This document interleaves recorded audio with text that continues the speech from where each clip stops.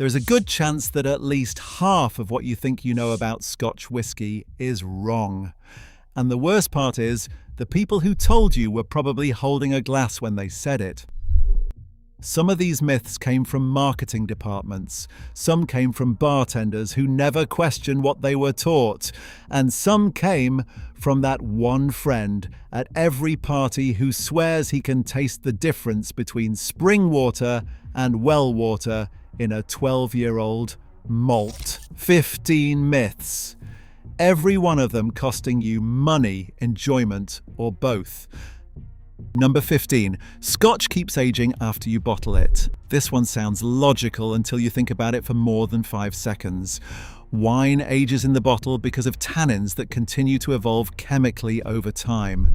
Scotch does not work that way. The moment whiskey leaves the oak cask and goes into glass, the aging process stops completely. That 12-year-old bottle sitting in your grandfather's cabinet since 1989 is not a 49-year-old whiskey. It is still a 12-year-old whiskey that has been sitting in glass for a very long time. The cask is where all the magic happens. The wood imparts color, flavor, and complexity. Glass does not. So if you have been saving a bottle hoping it improves with time, drink it. It is as good as it is going to get. Number 14. The water source is what makes Scotch special. Visit any distillery in Scotland and the tour guide will spend 10 minutes rhapsodizing about the pristine spring water flowing through ancient heather and peat. It makes for a lovely story. The reality is that water contributes roughly 2% to the final flavour of a whisky. The Scotch Whisky Association themselves have pointed out that adjoining distilleries drawing water from nearly identical sources produce whiskies that taste nothing alike. The still shape, the fermentation time, the cask selection and the warehouse conditions are the real drivers. Some distilleries even use municipal tap water. And here is the part that really undermines the myth. The barley does not even have to come from Scotland. It is often sourced from England or mainland Europe because Scotland does not grow enough to meet global demand. The yeast comes from commercial suppliers based anywhere in the world. So the romantic image of a purely Scottish product made entirely from Scottish ingredients is exactly that. Romantic, not real. Number 13. Darker Scotch is older and better. This myth has been weaponized by the industry for decades. There is a food coloring additive called E150A, also known as spirit caramel. It is made by burning sugar, and it is completely legal to add to Scotch whisky under the Scotch Whisky Act of 2009. The majority of single malts and virtually all blends use it. Its purpose is cosmetic. Different casks produce different colours, so producers add E150A to make every batch look the same on the shelf. The darker whisky reads as older and more premium to consumers, which is exactly why they do it. In Germany, producers are legally required to print Farbstoff on the label, which means with colouring. In every other major market, they do not have to tell you at all. So the next time someone holds up a glass and marvels at the rich amber colour, keep in mind there is a decent chance they are admiring food colouring. Number 12. You should only drink Scotch neat. This might be the single most damaging myth in whiskey culture because it actively prevents people from enjoying what they are drinking. Adding a few drops of water to Scotch is not disrespectful, it is chemistry. Water breaks the surface tension of the spirit and releases aromatic compounds that the alcohol was trapping. You literally smell and taste more of the whiskey with water than without it. Alan Winchester, the former master distiller at the Glenlivet, has said his normal method is drinking single malt with a splash of water. Not a precious drop or two from a pipette. A splash. If the person who made the whiskey drinks it that way, the gatekeepers at your local bar can stand down. Drink it neat if you prefer, add water if you prefer, put it over ice, mix it into a highball with soda water, which is how Scotch originally became popular in the first place. There is no wrong way to drink whiskey except the way that stops you from enjoying it. Number 11. Single malt means it came from a single barrel. This is one of the most widespread misunderstandings in the entire spirits world. Single malt does not mean single barrel, it means single distillery. A standard bottle of single malt Scotch is a blend of whiskey from potentially hundreds of different casks, all produced at the same distillery and married together by the master blender. The term you are looking for when a whiskey comes from one individual cask is single cask or single barrel. Those exist, but they are specialty releases and they are priced accordingly. The word single in single malt refers to the distillery, not the barrel. Once you understand that, the entire category makes more sense. Number 10. All Scotch is smoky. That idea is a myth. The smokiness in Scotch comes from one specific step in the process called peat kilning, where malted barley is dried over burning peat. Islay distilleries like Laphroaig and Ardbeg are famous for this. The key word is famous. They are not representative. The vast majority of Scotch whisky is completely peat-free. Speyside malts like Glenfiddich and the Glenlivet are fruity and light. Highland malts like Dalwhinnie and Oban range from honeyed to maritime. Lowland malts like Auchentoshan are gentle and grassy.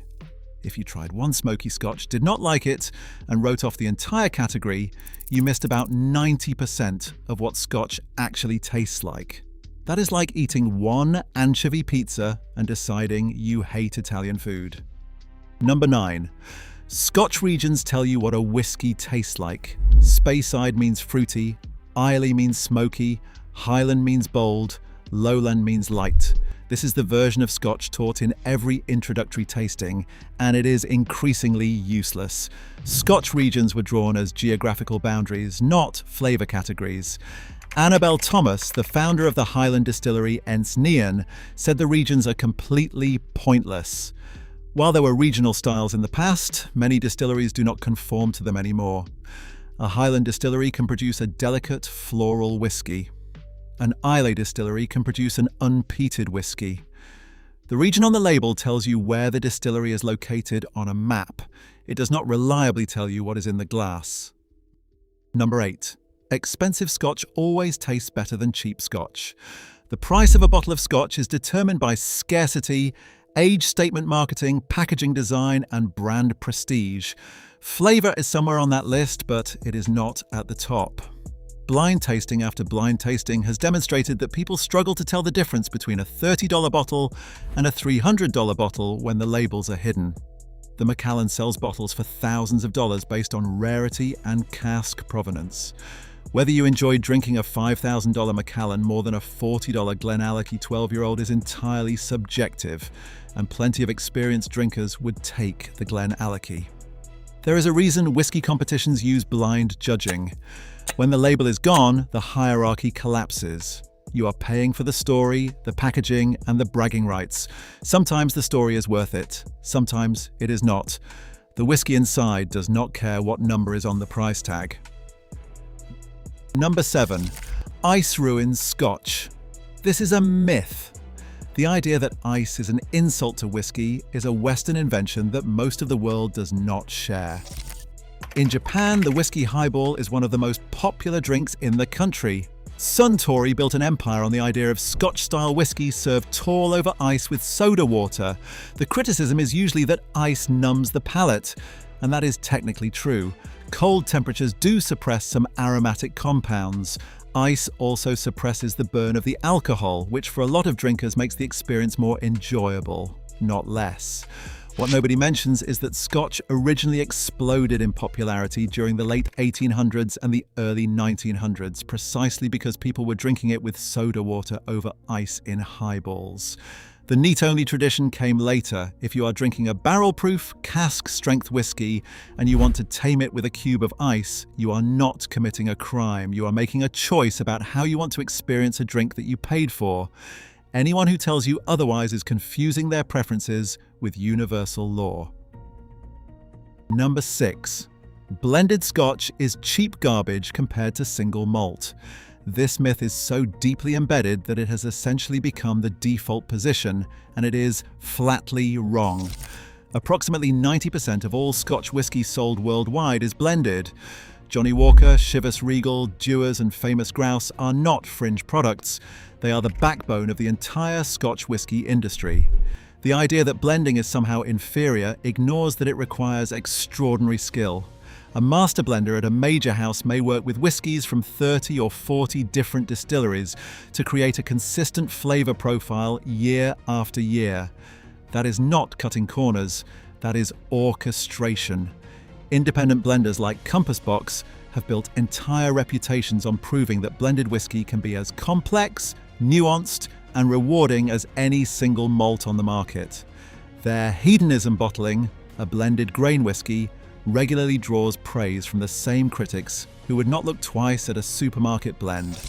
The real distinction is not single malt versus blend, it is well made versus poorly made, and that applies equally to both categories. Number 5. No age statement means the whiskey is young and bad. Quick thing before we get to the top 5 on this list. The data on this channel shows that over 80% of you watching right now are not subscribed. That means you are showing up for the content, but the algorithm has no reason to show you the next video. If you have made it this far, you clearly care about what you are putting in your glass. Hit subscribe so you do not miss the next one. When you see a bottle without an age statement, the assumption is that the distillery is hiding something, that the whiskey is probably 3 or 4 years old and they do not want you to know. In some cases, that is exactly what is happening. In other cases, the opposite is true. Many premium no age statement releases are blends of older and younger casks, deliberately chosen because the flavor profile works better than any single age number could represent. Aberlour Abunad is a no age statement release that regularly receives some of the highest scores in its category. Ardbeg Wigiadail is another no-age statement bottling that consistently outscores older age-stated releases from other distilleries. The problem with age statements is that they force distillers to put a single number on what might be a complex marriage of 6, 12, 18 and 25-year-old casks. The youngest drop dictates the label, so a blend containing mostly 18-year-old whiskey with the splash of 8-year-old to add vibrancy gets labeled as 8 years old. No age statement frees the blender to prioritize what the whiskey tastes like over what number goes on the front. That said, the industry has also used no age statement as an excuse to charge premium prices for genuinely young whiskey. The difference between a great no age statement and a lazy one is transparency. If the distillery tells you what casks went into it and why, they are usually proud of the product. If the label says nothing at all, be more cautious. Number 4. Everything in Scotch comes from Scotland. Scotch whisky must be distilled and matured in Scotland. That part is non-negotiable and legally enforced. The ingredients that go into it, however, are a different story. Barley, the primary grain in single malt Scotch, is frequently sourced from England and mainland Europe because Scotland simply does not produce enough to satisfy global demand. The yeast used in fermentation comes from commercial suppliers that may be based anywhere in the world. Even the oak casks are imported. The majority of Scotch is aged in American ex-bourbon barrels made from American white oak, and sherry casks come from Spain. Scotch is absolutely a Scottish product in terms of craft, regulation, and tradition. It is not a purely Scottish product in terms of raw materials. Number 3. Sherry cask Scotch tastes like sherry. The assumption is straightforward. Whiskey goes into a barrel that used to hold sherry, so people assume the whiskey absorbs sherry flavor. The reality is more complicated. By the time a sherry cask reaches a Scotch distillery, the residual sherry has largely been drained and the barrel has been prepared for whiskey. The flavor influence comes from the oak itself and the chemical compounds that the sherry left behind in the wood, not from actual sherry soaking into the spirit. The tannins, vanillins, and other organic compounds in the charred oak interact with the spirit over years of maturation. Sherry casks tend to produce notes of dried fruit, chocolate, and spice. Those flavors are coming from wood chemistry, not from drinking sherry through a barrel stave. Many of the sherry casks used by Scotch distilleries were specifically commissioned for the whiskey industry. Bodegas in Spain fill them with cheap sherry for a couple of years just to season the wood, then dump the sherry and sell the cask to Scotland. The sherry was never the point, the wood was. First fill sherry casks have more influence than refill casks, and the type of sherry that was in the barrel originally, whether it was Oloroso or a darker, sweeter style, affects the outcome differently. The cask is a reactor, not a flavor infuser. Number 2, you need a trained palate to appreciate Scotch. This myth is pure gatekeeping, disguised as expertise. The idea that you must study, practice, and earn the right to enjoy whiskey is one of the most effective ways the Scotch world has excluded potential drinkers for decades. Annabel Thomas of Next Neon put it simply: do not be put off trying Scotch because you are not completely sure about the difference between a blend and a single malt, or what a whiskey from one particular region is supposed to taste like. The reality is there are great single malts and great blends, and the opposite is also true. If a whiskey tastes good to you, that is the only credential that matters. You do not need to identify 17 tasting notes or know the difference between first fill and refill bourbon casks. You just need to drink it and decide whether you like it. Everything else is optional enrichment, not a prerequisite. Number 1. Older Scotch is always better. That idea is a myth. The whiskey industry spent decades marketing age statements as the main indicator of quality, and it worked so well that even experienced drinkers still equate a higher number with a better dram. The reality is that aging is a spectrum, not a ladder. When whiskey sits in oak for too long, the wood can overwhelm the spirit entirely. What you taste is not the distillery character anymore, it is barrel character. Tannins build up, bitterness creeps in, and the balance shifts from complex to one-dimensional. Climate plays a massive role as well. In Scotland's cool climate, whiskey matures slowly, so a 25-year-old Scotch might still be vibrant. In Kentucky's heat, bourbon can become over-oaked in as little as 10 years. Every year that Scotch ages, roughly 2 to 4% of the whiskey evaporates through the wood. Distillers call this the angel's share. By the time a cask reaches 40 or 50 years, a significant portion of the original liquid is gone, which is why those bottles cost thousands. You are paying for scarcity and time, not necessarily for a superior drinking experience. A well-made 10-year-old from a great cask will absolutely outperform a tired 30-year-old from a mediocre one. The age on the label tells you how long the whiskey spent in wood. It does not tell you whether that time was well spent. For many distilleries, the sweet spot is somewhere between 10 and 15 years, after which the returns diminish more than they improve. 15 myths. Every one of them repeated daily in bars, at tastings, and in comment sections around the world. The Scotch industry is built on tradition, and tradition is a wonderful thing until it turns into misinformation that costs you money and keeps you from enjoying what is actually in your glass. If you found this helpful, consider subscribing, and we will see you in the next one.